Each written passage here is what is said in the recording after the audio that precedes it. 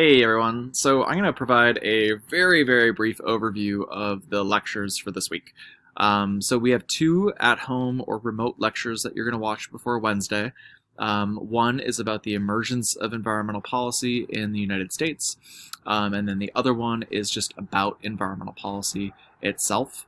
And so the first lecture again gets at some of the different waves or stages of environmental policy in the US. But we kind of start the lecture with building a really basic foundation of what policy is, how it is connected to law.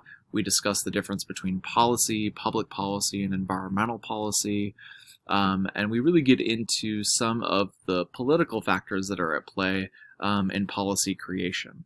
The second lecture, again, gets at environmental policy, but it also touches on policy ambiguity and how policies are often derived from laws that are written in ambiguous or vague ways, and then the policies themselves are often written in ambiguous and vague ways. We have a lot of examples in the lectures, or the lecture for that.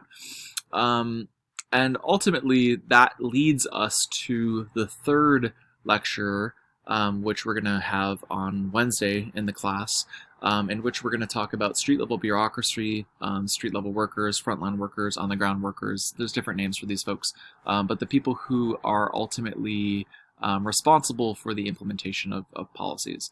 You're going to get really sick of me saying this or hearing this from me this week and probably for the entire class.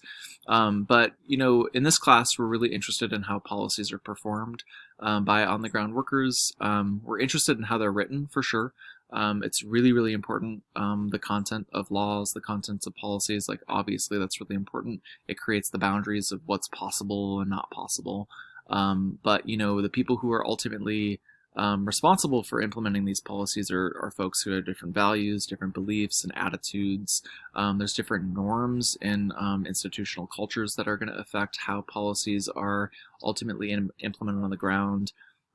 So again, we're interested in, yes, the words, we're interested in, yes, how things are written, for sure.